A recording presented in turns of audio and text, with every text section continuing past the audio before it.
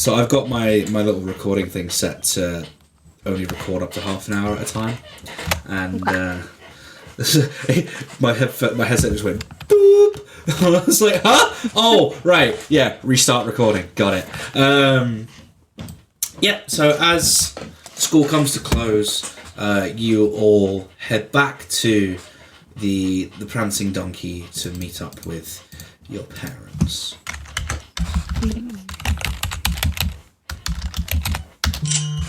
Inside the Prancing Donkey, alongside the now faded tapestry of their daughter, now hangs a picture, a drawing that almost seems to shimmer with an enchanted capacity, as though something was woven into this tapestry to preserve it against time.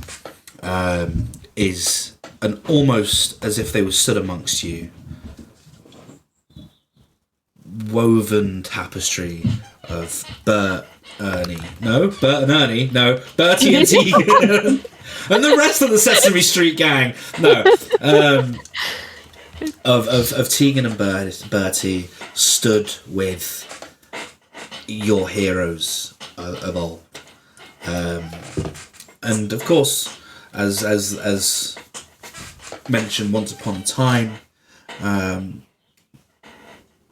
various adventurers that had helped out in the history of the village are scattered along the walls, various races and things like that. But yeah, I haven't been able to set up the bot commands in our Discord server yet to get the music bot, so we can put the fun musics that I like to have for that atmosphere. But as we progress through this and I understand how to work things a bit more, we'll start to get more things like that. But just try to imagine in your mind's eye as you come to the tavern, the preordained meeting point with your various caretakers, etc.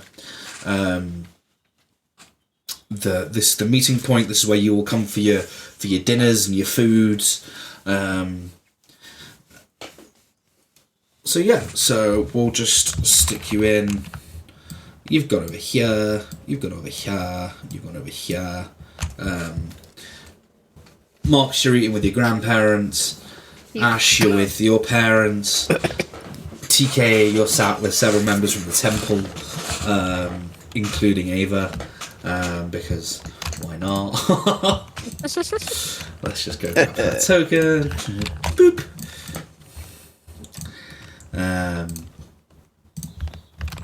And yeah, so it's not loud, but it's there's lots of families here for dinner. This is where everybody comes to sort of wind down from the day and etc. etc. So what we'll do now, we'll go around the three of you and just sort of have that little bit of bonding time with your families. We'll start with Mox this time, I think. No. So as you arrive, you see your grandparents sort of already sat at the table. Like, they used to sort of like stand around the doorway, but they're a little bit on now, you know, and they're just sort of sat there, and every time they see you, their faces glow with that. There she is. There's our girl. You know. Yeah. And as you walk in, your grandmother raises sort of like her gnarled fingers and waves you over. There's a nice spread of food, of meats and stews and vegetables on the table waiting for you. Yeah. Hello, dearie. Sorry. How was school? Help is on the way, dear. That's exactly what I Excuse me a minute while I just went to the toilet. Yeah, go for it. Yeah. Fucking hell, give me a minute. Help is on the way, dear. Crack on, love. Oh, that was good. Oh, How was fucking school? hell. God. Inquisitive. Why, what a big word. You're turning right into your mother, you are. Why is she Irish now? Feck. I can't hold an accent. No, you can't. Help is on the way, dear. Well, I'm glad that your studies are going well. It's pleasant to hear. Just like your mother, and she sort of like cups your little face in her hand in the way that Nans always do. Do you know what I mean? Yeah, Like yeah. the little thumb stroke on the cheek, and as your grandfather turns around and goes, "Are you ready for the festival tomorrow? Have you got your outfit sorted, or do we need to go and get you anything?" Not an outfit. Well, we always make our best to look great for the Light Festival, don't we? Why is he Welsh? Oh,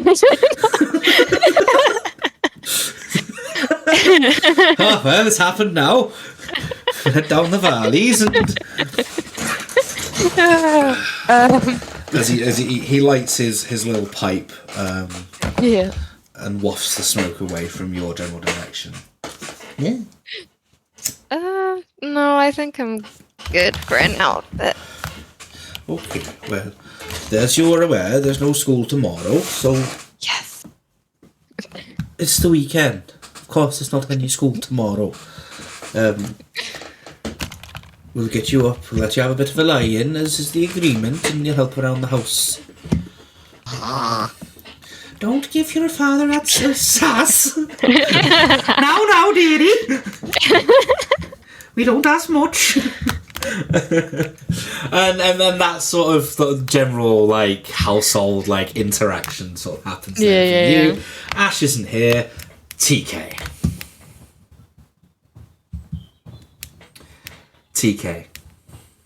Hello. You're sat with Ava and another of the temple people, and yeah, she knows how school goes. Why won't you just? There we go. I'll just do that instead. Obviously, she's aware of how your day's been, and she sort of goes, "Hello again, child." Hello. What would you like to do this evening? I know that most of the others are not like that. TK, you are a child. You are a child. You are 9 or 10 years old at most. Age is just a number. To you, I'm like 56. I'm an elf. This woman is nearly like 500 years old, dude. Like, You know, age is just a number. she just I sort like of, experience. she just on the back of their head, like, no, stop that. Oh shit! It's Mox's grandparents. They're over here. And she just sort of like she just rolls her eyes, shakes her head, and mutters something under her breath. Give me that perception roll again, TK. Oh God. Oh wait, we're actually going with this story. Okay. Cool. No. Wait. Yes. Oh. Please be a bit. What she muttered under her breath, you don't know. Yeah. It's too loud in here. You didn't quite hear that. Yeah. The only reason you're not rolling with any modifiers is because obviously we're not quite written up the character sheets yet. Yeah.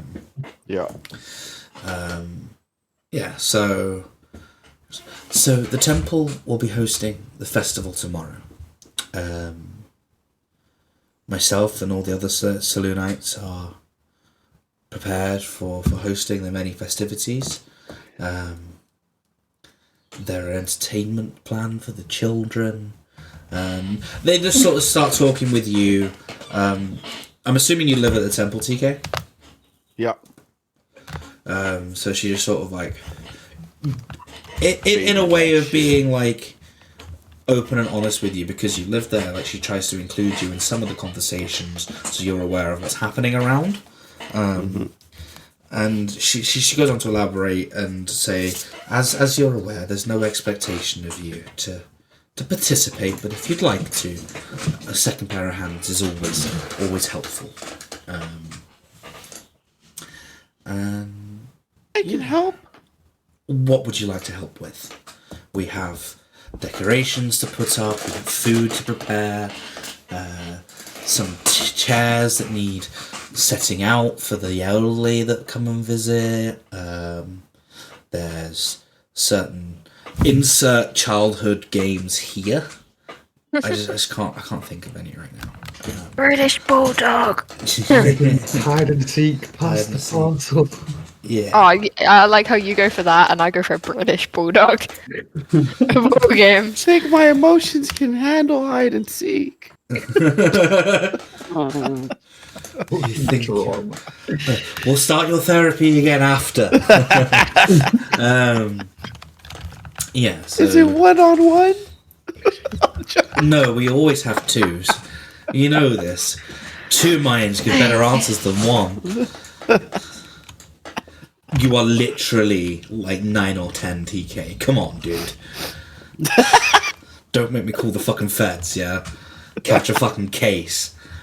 It's true.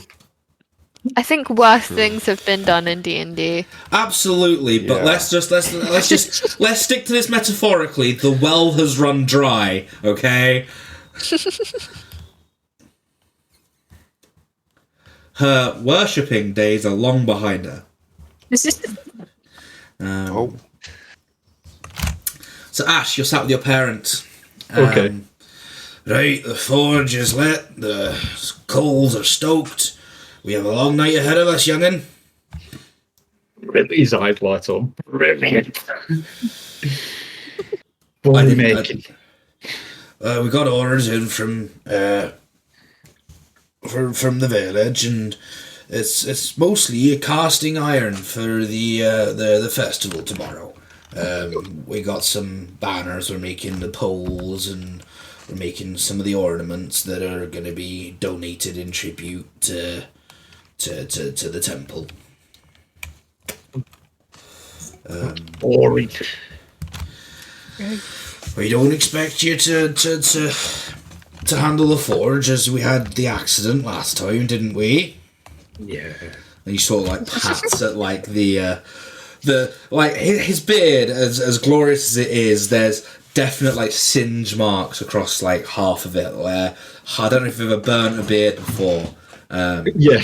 But where it's caught fire, so like half the beard is like burnt away. We had our accidents, but we'll make a right little forge master out of you, won't we? Hopefully, yeah. Hopefully I'll be better than you one day. I doubt that, son. I doubt that. And he reaches over and like ruffles your hair and swigs his ale, and then turns around to your mother and is like, "Mighty fine spread you've got out here. You're working in the kitchen's paying half of that." And she just sort of rolls her eyes and, "Thank you, dear. Thank you. How was school today, young man?" Boring. Boring. But if you don't learn your numbers, how are you going to learn how to do your orders? But it was all about the heroes again and the God Squad as well. The God Squad. Lady Ava donates her time very generously to help with you young ones. A little bit of respect to her. You know the troubles she's been through. But it's boring. I know, but They don't teach us about metal. They don't teach us about stone. It's all, oh, look at these heroes. They did this. They did that. And then, oh, we have a festival tomorrow. Soon, donated that. Nothing about the Great Forge Father. About a stupid little.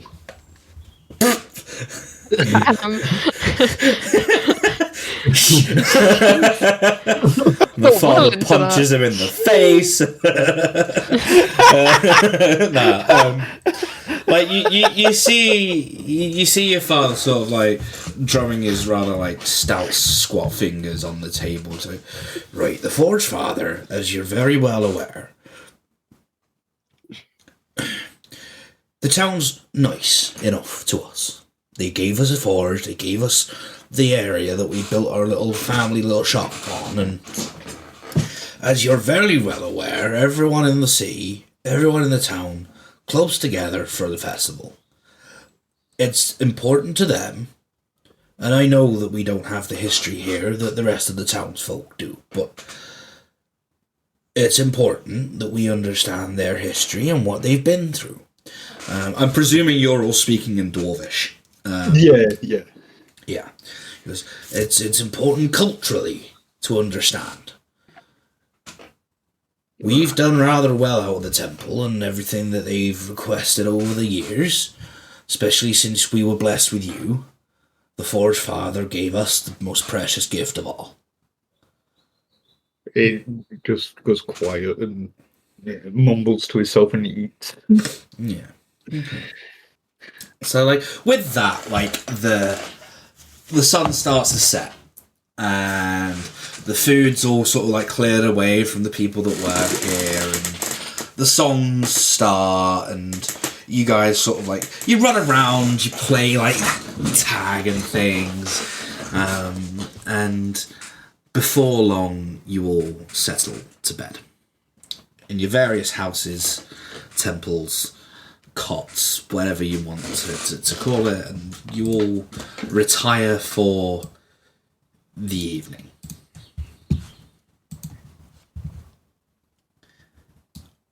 Until late into the night.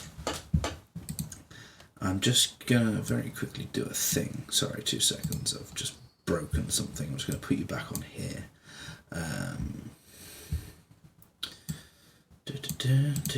Nope, that's not the one. That's the one I want. Yeah. You've all settled down, and you've been asleep for a good couple of hours when screams wake you from your slumber. Right. TK, you wake up, and the temple is in chaos.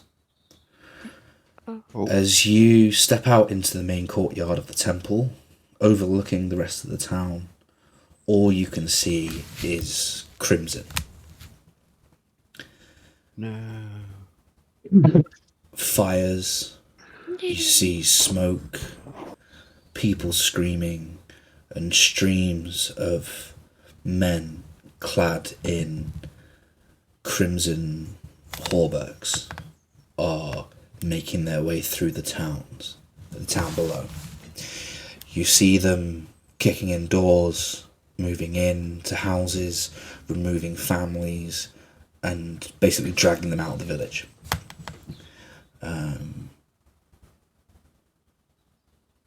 You feel a hand on your shoulder, and you clasp the dagger that you keep on your little person.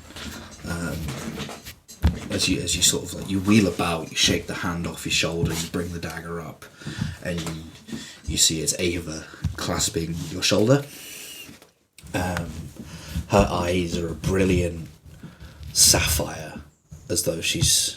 You know this from time spent here. She's having a vision. Clasping onto you. And in a voice not her own, she says, "Child of lineage, find your mother. Bring the town back to what it could be."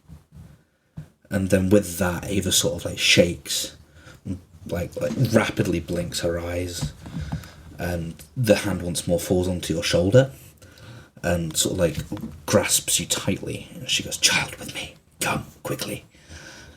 Grab your things. We need to go." And you see around her that you've never really seen before is under the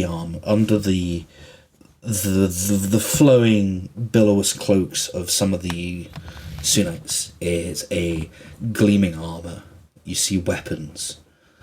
You've never seen them dressed like this before. As a group of like 4 or 5 of these sort of like armed temple guards sort of form a little ring around yourself and Ava as you gather your meager supplies and you push your way down through the back streets of the town. They escort you towards an exit you didn't know was there, looking out into the forest beyond. Mox. Hi. The same screams wake you. Okay. Your grandparents are sort of hand in hand in your doorway. And they go, Riala, we must be gone. It's time. And who was the drow? Was it you? No. The drow was the TK. TK was the drow. Okay. What Yeah. race? You're the tiefling, right? Yeah. Yeah. They bundle your some clothes together, what food they have in the house into various packs, as you hear a banging on the door. Let us in! Let us in! And after that, like a heavy boot splinters the doorway as 3 of these armed, crimson-cloaked men push their way into your home. Your grandmother takes one look at them, looks back at you, and pushes you to the window, overlooking the street below. You're only on like the bottom ground. It's not like a 2-3 story house situation. Yeah. And she opens the window. Quickly, you must go. And she ushers you out the window. Okay. You turn around, expecting them to follow. Your grandmother smiles, tears in her eyes, as she closes the window and draws the blinds. No! In your heart of hearts, you know they wouldn't have been fast enough to run through the village as you feel that you need to. Ahead of you, you see, being ushered very discreetly out of the village, you see TK, Ava, and the Sunite guards. And you follow after them. Okay. Ash, Okay. you and your father have been working into the night to get these orders completed. Sweat, soot, coat your limbs, and your father's. As all the cacophony kicks off in town, your father takes his battle axe off the wall. He hands you a short sword. Protect your mother, boy. Just nods. He hands you the sword. You've been trained enough to know that this pointy end goes into the person. And as your father sort of not having time to adorn the typical dwarven gear of like the heavy pleat mail, etc., he simply grabs his mail hauberk, pulls it over his head, puts his helmet on, and grabs his axe from the wall. You defend your mother, boy. I'll find you, I promise. And he goes to leave the house. And as you open the door, you see various of the other dwarven settlers have started to congregate. You know of them. You know, Okay. your father's told you of almost like the TA. You know, almost like the Territorial Army. Like they're like the reserve guard, who have said that if ever ever the village needs help, they'll do what they can, but it's not really their business. You see your father and some of his friends move their way through the smoke. Right. But due to the bodies running through the streets, due to the smoke itself, you very quickly lose track of what direction your father has gone. Okay. You find your mother packing, like before mentioned, just food, supplies, clothes, and in your mother's case, a particular amulet with we'll just call it like the Viking hammer. Mjolnir. Yeah, Mjolnir. And she takes it from around her neck and places it over yours. And she goes, your father will be back with us. We need to move now. And much like the rest of the town, you move your way through to the back of the town, to the passageway. All rejoin. You, what remains of the guards that have arrived, you make your way through a much unused forest path, taking one look back to the place that you called home. In the exit way from the town, you see a hobbled figure in a cloak with a gnarled staff turn, look over you all, and in one final act of heroism, you see him raise his arms as around him the earth begins to tremble and a large wall of stone and earth ascends from the ground, concealing the path taken by the few of you that made it out of the town. As you move through the forest, screams start to erupt, and quickly, as you move your way through, they fade into the night. Over the next, let's say, couple of days up to a week, dribs and drabs of survivors make their way to the hidden, and the motorbike apparently. Sorry about that. That's all right. It's not your fault. It might even be my bike. We don't know. You've created a very rudimentary little dwelling within the depths of the forest. Nobody knows this forest like the townsfolk of Twin River Peak. Disbelief is all that can be felt amongst everybody. As I said, over the next couple of days, dribs and drabs of people arrive at this almost preordained oh shit point. And pardon me, sorry. You all wait, hoping that those you've left behind arrive. Mox, your grandparents do.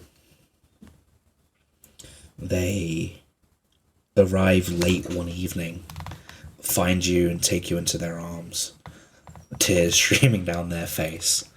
There's slight burns, cuts, bruises, but they appear relatively unscathed. They're given some time with you before the Sunites come, take them to the corner of the camp set up and just sort of tend to their wounds and let them rest from the exhaustion of the elderly from travelling through the forest.